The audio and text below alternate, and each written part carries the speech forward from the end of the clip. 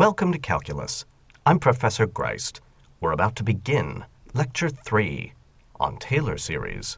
In this lesson, we'll harness our understanding of e to the x as a series and extend this perspective to a wider world of functions. This will be done through the key tool of Chapter 1, that of the Taylor series of a function. In our last lesson, we began with the definition of e to the x as something like a long polynomial. And from that, and a little bit of help from Euler's formula, we observed similar formulae or expressions for the basic trigonometric functions, sine and cosine. Expressions of this form we are going to call series, and we will be working with them throughout this course. The question arises, are there other similar expressions for different functions besides these basic three?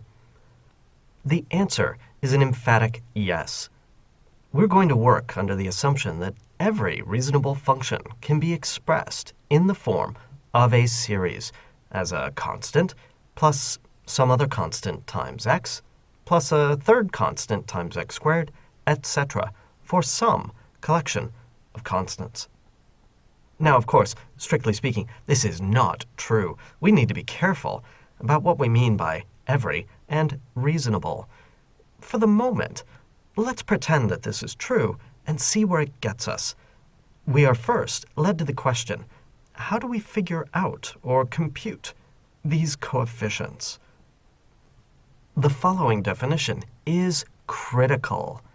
The Taylor series of a function f at an input 0 is the following series: f at 0 plus the derivative at 0 times x plus 1 over 2 factorial times the second derivative at 0 times x squared, etc. That is, the kth coefficient is equal to the kth derivative of f evaluated at the input 0 and then divided by k factorial. This is a most important definition. And for all intents and purposes, at this point in the course, remarkably, this series returns the value of f at x. Let's see how this plays out in an example that we already know. Starting with our definition of the Taylor series, let's apply it to the function e to the x. In order to compute this, we're going to need to know the derivatives of e to the x, and we're going to have to evaluate them at x equals 0. But since we know that the derivative of e to the x is e to the x, all of these derivatives evaluate to 1. Therefore, when we substitute these values into our formula for the Taylor series, we obtain the familiar series for e to the x. This definition, at least, works in this one context. Let's continue. Let's look at another function for which we know a series expression, that of sine of x. Recall how the derivative of sine goes. That gives you cosine. The derivative of cosine is minus sine. The derivative of minus sine is minus cosine, and then the derivative of minus cosine is sine. Once again, evaluating all of these at an input of 0 gives us alternating forms of 0 and non-zero terms, with the non-zero terms having alternating signs. Therefore, we can substitute in these derivatives, obtaining 0, 1, 0, negative 1, and repeating in blocks of 4.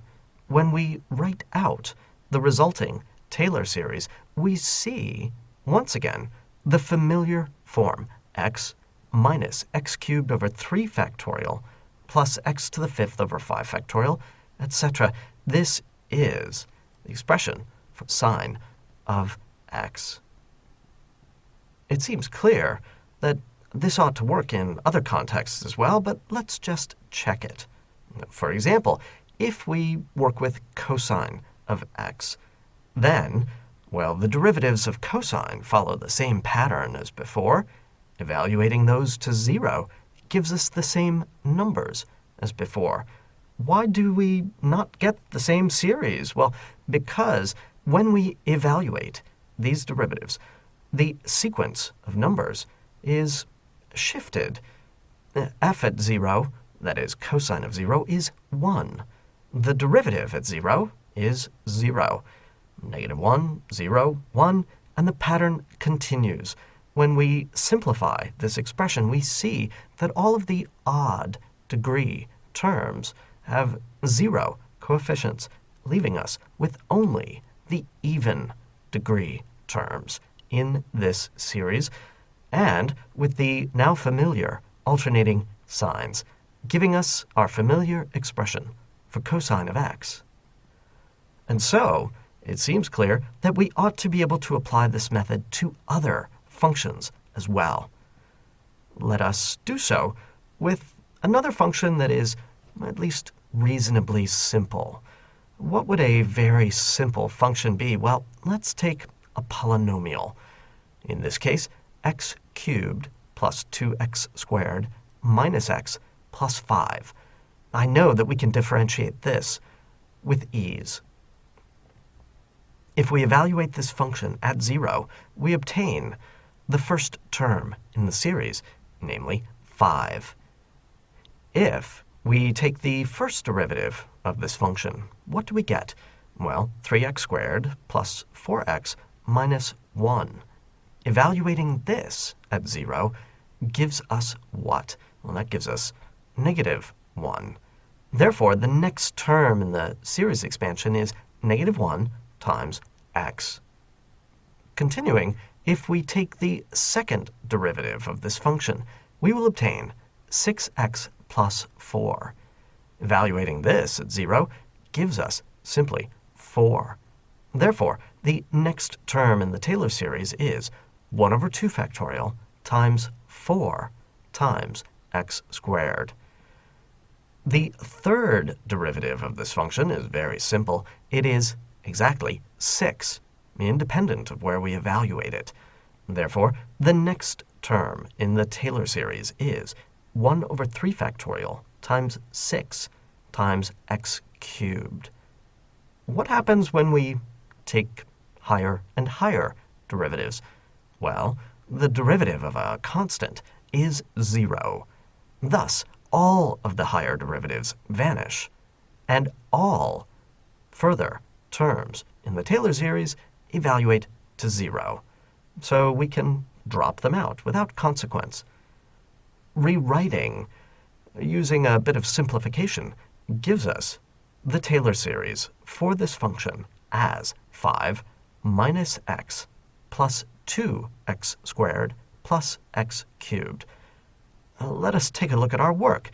Do we believe what we have done? Well, of course, this is exactly the same function that we started off with. We've merely written the terms in ascending order of degree.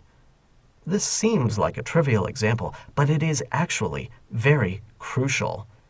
You must remember that polynomials have themselves as the Taylor series. Polynomials have polynomial Taylor series. This is going to connect to some very deep properties concerning polynomial approximation. Our strategy, therefore, for working with functions is to think of Taylor expansion not as a function itself, but as something like an operator, as something that takes as its input a function and returns as its output something that is in the form of a long polynomial, or better, a series. Why do we want to do this? Well, series, thought of as long polynomials, are very simple to work with, whereas some functions can be obtuse, very difficult, maybe even unknown in a specific form. Taylor expansion helps us to convert such objects into an easier to work with form.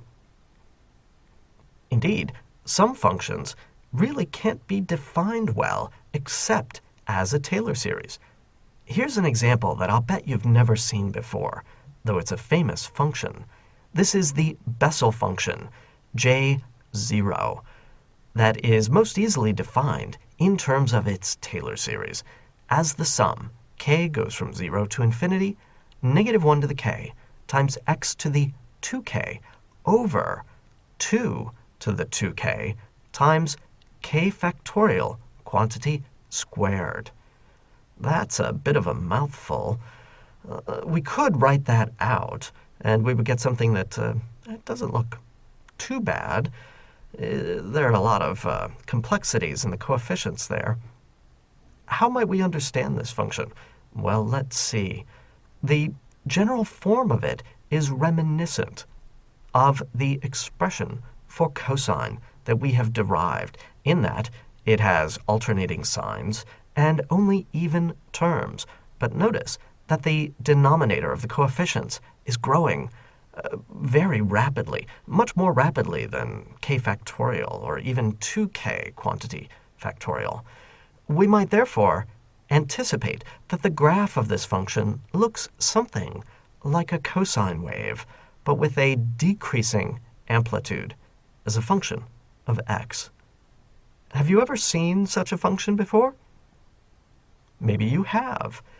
If you've ever taken a chain or rope and rotated it about a vertical axis, if it winds up in equilibrium, the shape that you will get is related to this Bessel function. If you drop a pebble in some water in a round tank or an open pond, the rippling effect of the waves is going to be very closely related to such a Bessel function. These are not too unusual, even in everyday occurrences. In fact, for a chain or a rope that is rotated in equilibrium, we can describe the displacement away from the vertical axis, r, as follows.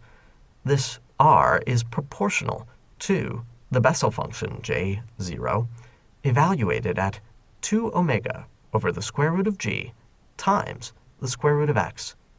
Here, omega is the angular frequency, or how fast you're spinning that rope.